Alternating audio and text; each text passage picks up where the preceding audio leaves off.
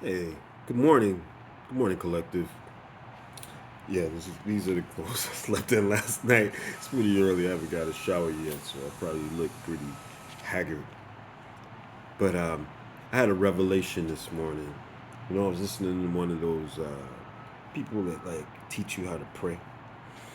They pray, and I had a revelation the other day, and the topic of the prayer. What was that video call that I was watching? It was like something like learn or let's start out your day by praying like King David prayed, right? And that's not necessarily related to what I'm talking about, but the narrator was telling a story, a practical story, like an anecdotal story, or about somebody's experience in life. And it reminded me about something that I just experienced a couple of days ago. And I realized that this was significant at the time that I was experiencing it, but I just didn't know what to do with it. And so I want to share this experience that happened to me a couple of days ago. I'm trying to be, just use discretion. I'm trying to not violate anybody's, personal life or their privacy or any boundaries, really. But I want to share this with you because it could mean something to you, and it definitely meant something to me when I was going through it. I'm largely through the time of trouble and the time of testing that comes into our life, chosen ones. You know what I'm saying? We passed the test. Some of the people that might be even watching this video right now did not pass the test. But the thing about life is a series of tests. It's not a short race. It's not a contest. You know what I'm saying? It's a it's a journey. It's life. It's the cradle to the grave, and that's how we have to walk. You know what I'm saying? And we need to learn how to walk with God, and we need to learn how to really put away anything in our life that keeps us from doing that. So, a lot of us in the collective, we've experienced similar things. None of us have exactly the same experience. And some of us are in different stages in our, life journey, our life path, whatever, our soul mission. But there was a time of great testing that came up for me, and it was, I would say, it would have been last May, starting May 24th, right? Well, would that be? No. Yeah, last May 24th? No, the May 24th before that. Been dealing with this for over a year and a half now. And, like I said, I'm largely restored. And I'm much better than I was before. I was able to learn the lesson and put away a bunch of fuck shit, what I'm saying, that was already in my life. And learn how to discern and discriminate to, really not allow a whole lot more of that. I don't want anything in my life that puts a distance between me and God from here on out. God and I are like this. We got a good relationship. And it means the world to me. You know what I'm saying? God redeemed me when the world didn't.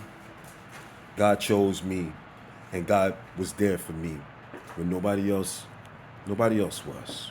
Nobody else knew how to be. All I needed was God. And it's the good thing about the nature of the universe, the nature of life, the nature of mankind, is that God is there for us. Justice is here in the world. There is true love for you. But you gotta watch out for people sometimes. This is the story. Now, I was driving Uber. I wanted to have a couple dollars in my pocket, you know what I'm saying? I'm already garnished for some child support, back child support. So I gotta drive hard. I was able to drive this day. You know what I'm saying? I've been working on some much more relevant projects for me, but I'm driving Uber. So I get a one of those like little notifications that somebody wants a ride, And like I said, I'm trying to keep this anonymous. I wouldn't want to offend anybody, especially anybody that's learning. We're all learning. Anybody that's struggling, and this person was struggling. When I got the call, I knew it was going to be something. I mean, I'm not a nosy person. I was just making conversation. But the call was, I'm supposed to pick up this person name, the female name, I assume, and it was from blank regional justice center. You know what I'm saying? Which is what? That's like the courthouse type of jail type of thing, right? So I pick up this young lady. You know what I'm saying? The thing about it is, this person, for some reason, they were like in a place and not necessarily the regional justice center, just a part of town, and somewhere in appearance, you know what I'm saying, just kind of, there, and demeanor, stature, status, I don't know. It kind of reminded me of my ex. Anyway, right? So I'm picking up this person, this young lady from the jail courthouse combo, and I don't know. I'm just like trying to make conversation or something like that, and I'm trying to figure out where we're going. And I say something along the lines, not a whole lot of conversation. People don't like a lot of conversation, so I just say something. I can't remember what I said. I said something like, "Man, it seems like you had a good day. Whatever you were dealing with."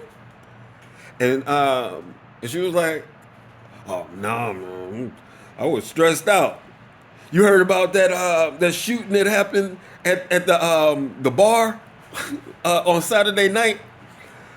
I was like, "Nah, what bar is that?" And she said some stupid name for some kind of dumbass club. Sounded like a pool hall or something. You know what I'm saying? Fucking Goobers or some shit. I can't remember. I wouldn't. I don't. I used to hang out like that all the time. I fuck around myself now. All right. So anyway, she was like, "Yeah, the shoot. It was." I was like, "What? Somebody got shot?" I was like, "Was it on the news?" She was like, "I don't know." You know what I'm saying? It was like, but the guy that didn't get killed. It was like something like, no, he ended up surviving, but it was my ex that did that. You know what I'm saying? I was like, "Your ex came and killed somebody?" She was like, "Yeah." So I was hanging out with my friends. We were having a good time. And it was just this guy. It was this nice guy. And he was just buying us drinks. He was buying us all drinks. And my ex was in the place. And he saw me and my friends having fun. And so my ex comes over and he wants to say something to the guy. Like, "You can't be buying that one drinks," or something like that. It was like there was a fight. And I think what she was saying was, her ex got, you know what I'm saying, like kind of like punched or something like that. Her ex probably got, you know what I'm saying, like beat up.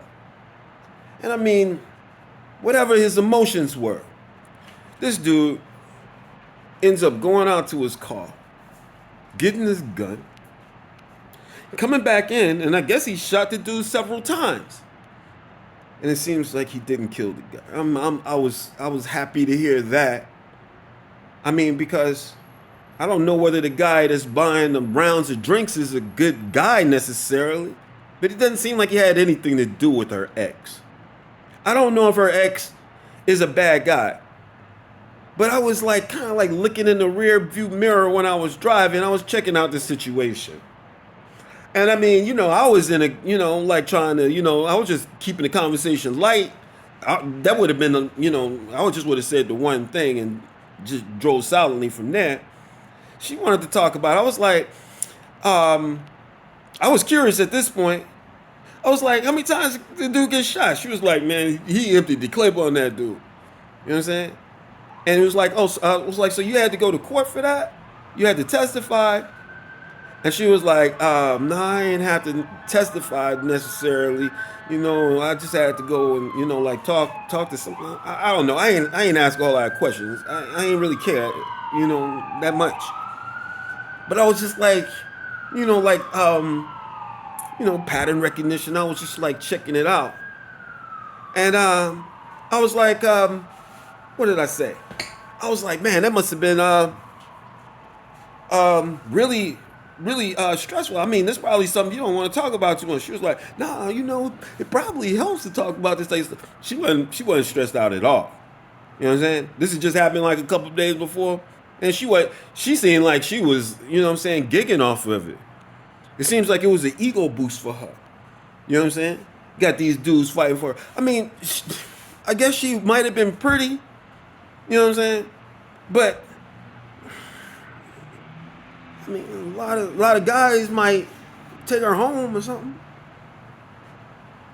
But it seems like she needed a little bit of validation, right? And it seems like she created a situation. I don't know if she created it. It could have just happened to her. But it didn't seem like she was careful enough about the people that were her friends, that were, I guess, in the line of gunfire. She probably didn't care enough about herself. She didn't care enough about the person that was buying her drinks that she was socializing with.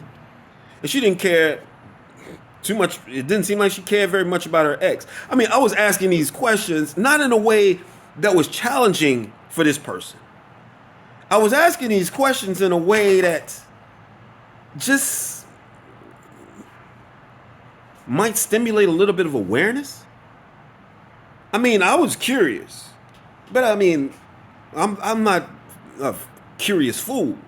I knew what I was doing. I was just probing gently. I mean, she was the one talking. I mean, I was like, so it must be really hard for you to talk about this, man. I don't want to stress you out. She was like, nah, it probably helps, when people talk about things that really have stressed them out and traumatized them. But she was like smiling like the whole time. You know what I'm saying? Not smiling, but I don't know what the fuck she was doing. You know what I'm saying? I was taking her ass home, drop her off. But I asked her at one point, I was like, how long were you dating this person? She said, about a year and a half. I was like, well, how long had y'all been broken up? She was like, about 6 months. Man, listen, man. Collective, God's rejection is your protection, man. Yo, man, this is what I gotta say to you, man. Whenever you come across a bum-ass bitch like that don't care anything about your life, family, man, you gotta let bygones be bygones, man. You gotta let motherfuckers go, man. Because motherfuckers, some people, they will use your life as a plaything, man. And your life will be ruined. And if that happens, the court might blame you. You might blame yourself. But I promise you, man, for a person that has that much care and affection and awareness, it's not even worth it, family. You know what I'm saying? You were right to let that one go. I mean, I know it hurts. But by the time you figure out what's really going on, you figure out who your friend really is, and your friend is Jesus, family.